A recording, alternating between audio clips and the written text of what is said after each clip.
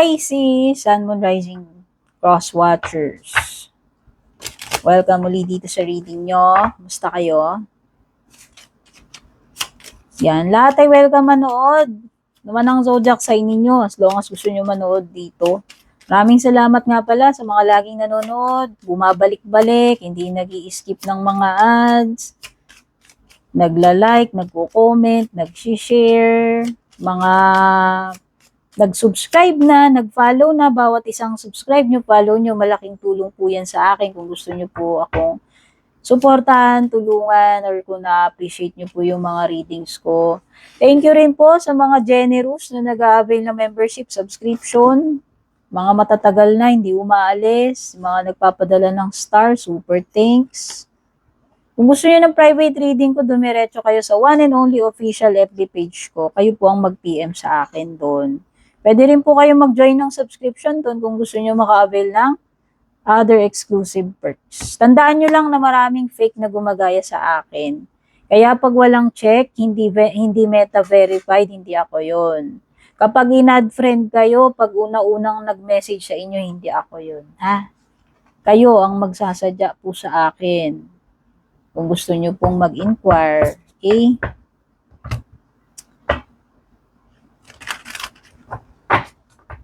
Major life change, Pisces, manifestations, nature, difficult times. Okay. So, meron kang challenge sa bandang ibaba.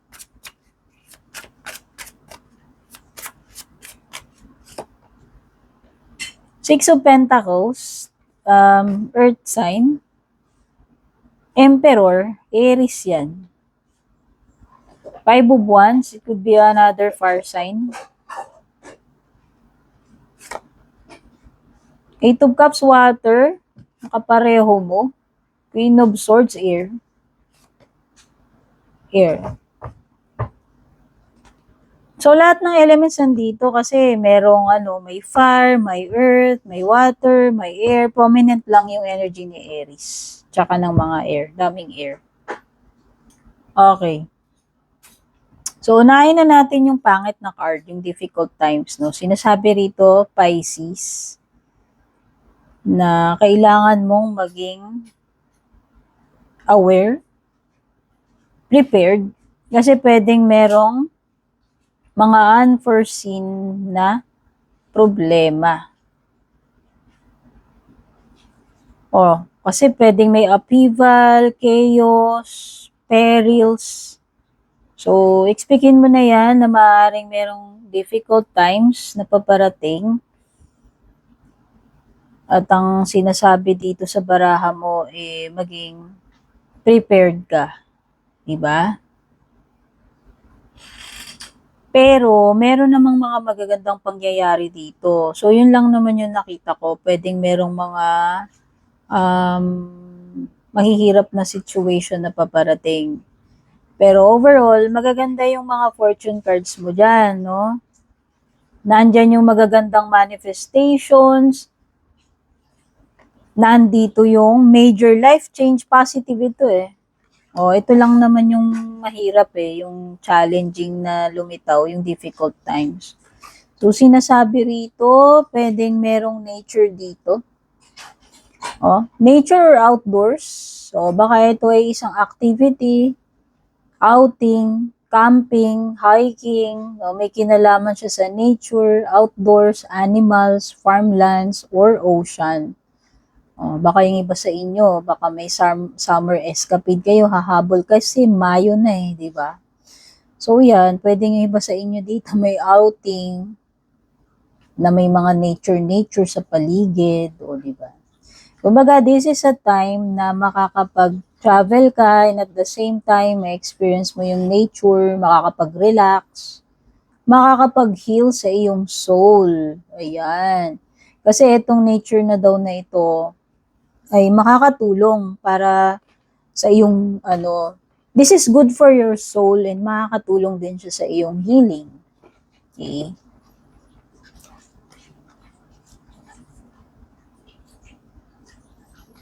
So ito na nga, merong major life change na paparating sa iyo, Pisces. Pwedeng may mga major decisions na gagawin. Pwedeng pwedeng paglipat sa ibang lugar. O, kasi parang meron ditong major na pagbabago sa lokasyon eh. Or lifestyle, paraan ng pamumuhay mo. O, baka kasi iba sa inyo, from city, pupunta kayo ng probinsya. Kasi parang may nature. Na-associate ko siya doon. Kasi, siguro parang baka mapagdidesisyonan ninyo. Kasi nakikita ko nga may major decisions din naman na gagawin dito. So, maaaring ikino-consider mo, pinagpaplanuhan mo, pinag-iisipan mong mabuti na lumipat ng tirahan or ibang lugar wherein, alam mo yun, may nature doon. Kasi mag-iiba yung lifestyle mo eh. Kaya bakit ko sinabi, tas mag-iiba yung environment mo. Magkakaroon ng nature. So, yung iba sa inyo baka, yan ay senyales na lilipat ka sa probinsya. No? Kasi mag-iiba yung lokasyon mo. At may iba rin yung paraan ng pamumuhay mo eh. Okay? It could be anywhere na may nature. Yun nga yung binabanggit ko kanina. Kaya kung tugmang-tugma sa inyo yun, baka para sa inyo tong reading na ito. Kung hindi naman, wag nyo na lang ipilit. No? Kunin nyo na lang kung ano yung mga energies dito na tugma sa sitwasyon ninyo, kapupulutan ninyo ng maaari nyong magamit para makatulong sa situation ninyo. Wow, so maganda ron kasi parang less stress dun sa lilipatan mo, pupuntahan mo. Oo. Di ba mas simple naman talaga ang buhay sa probinsya? Kasi sa city, puro traffic, puro pollution, puro buildings na lang, hindi ka na makakita ng puno, ng animals, di ba? So, siguro makakatulong sa yun, lalo na kung gusto mong makarecover or, alam mo yun, yung kailangan mo para sa iyong soul or para sa iyong healing, yung binabanggit mong kanina. So, may manifestations dito. Sinasabi rito, Pisces, na merong mga magagandang paparating sa iyo. A bountiful time awaits you. At maaaring matupad yung mga wishes mo. Ayan, may mga magagandang manifestations dito. Particular sa mga bagay na hinihiling mong mangyari or matupad, no? Sabi dito, your wishes could manifest right before your eyes. Kaya magandang sign yan. Ano pa? Nakakakita ako rito na mas hassle-free. Mas less complicated na yung mga bagay sa'yo. Ayan no, you have 5 of Wands reversed at saka 6 of Swords. Ito yung tandem na from magulong sitwasyon, magulong lugar, ito mas mapayapa, mas matahimik, mas better. Kaya lugar man yan, workplace, tirahan, nakikita ko yung pagta-transition na mas magiging smooth na, mas magiging less complicated na, less problematic, mas simple na lang. Meron something dito na pwedeng conflict na mare-resolve, alam mo yun, with the 5 of Wands reversed. Kaya kung naghahanap ka talaga ng better, ayan, anumang better na trabaho, better na tirahan, better na makakasama, better na jowa, char, hindi ko alam. Basta nakikita ko to, better talaga yung pupuntahan mo. Improvement ito eh, ito na yung transitioning eh. O ayan o, meron talagang paglalakbay, dear. Meron talaga, at kung titignan mo yan, binanggit doon, may ocean, ito may katubigan. O kung hindi man yan dagat, ilog. O tapos merong mga bundok. O may binanggit kasi doon about nature, farm, ocean. So nakikita ko talaga na, o yung iba talaga meron ditong pag-outdoor. So baka yung iba sa inyo, mahilig kayo umakyat sa bundok, punta sa dagat, alam mo yan, yung mga ganyan. Pero kasi ito ay pag-alis eh. Ito yung card na nagsasabi na aalis ka na rito kasi pwedeng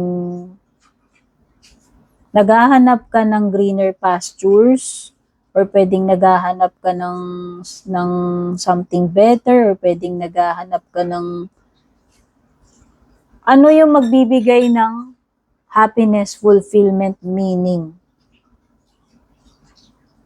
O, basta parang naghahanap ka ng mas meaningful, yan, mas meaningful.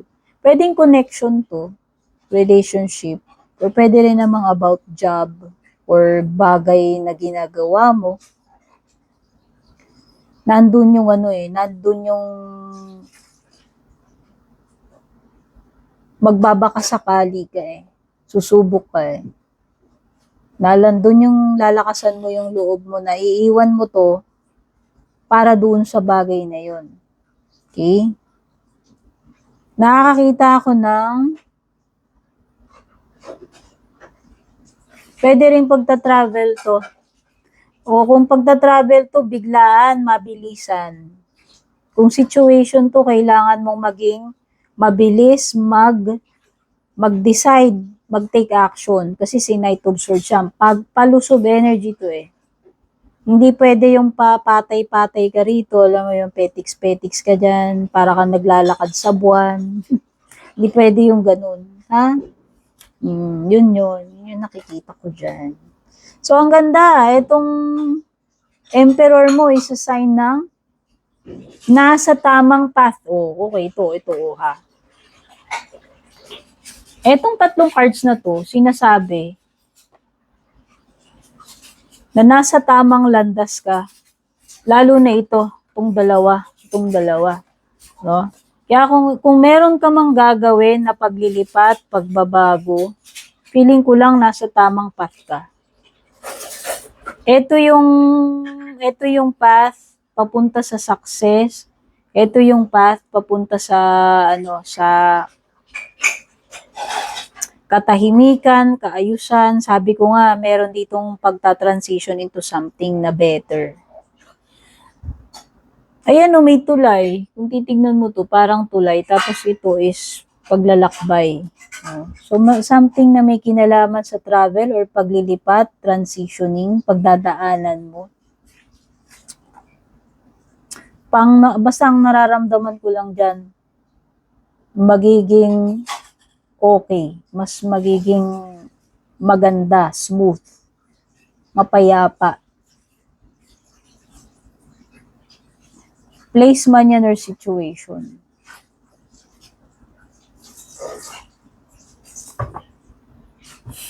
Ano pa? Six of Pentacles. Ano to Six of Pentacles is either giving or receiving. Yan, maaaring ikaw ay maging makatanggap or ikaw yung magbibigay, mag-giveaway, or both. Pwede rin naman, mag-give ka or mag-take ka rin.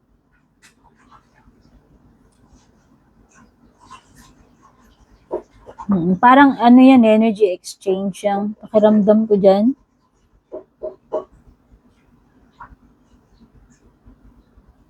Yung binibigay mo, pwedeng masuklian, pwedeng ibalik. Alam mo yun.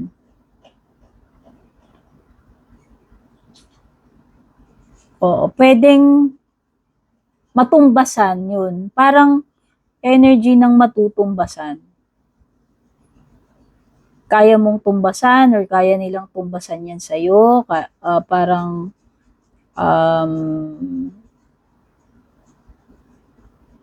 dati tinulungan mo na pwedeng tulungan ka rin nila. Alam mo yun? Parang paying it forward. Yun yung nafe-feel ko na energy. Paying it forward, Pisces. Search mo na lang yun kung di mo alam. Pay it forward kind of energy.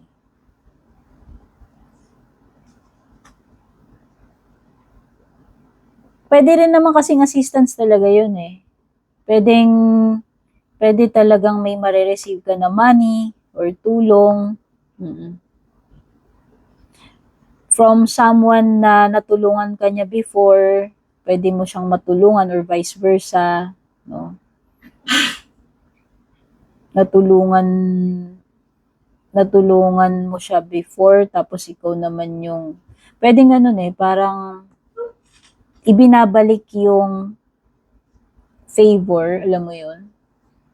Or pwedeng utang na loob, kung utang na loob man yan, or money.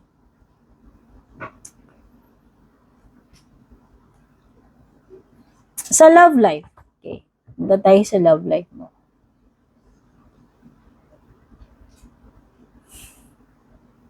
Sa love life, ito ay paglayo.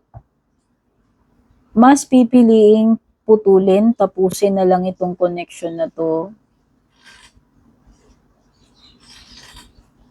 Oo. Or, yes, napipil ko kasi is may energy ng pag-alis, paglayo, 8 of Cups, 6 of Swords, Queen of Swords, kagka-cut off. Nakakasense ako dito ng pwedeng confrontation, pwedeng magkakaroon ng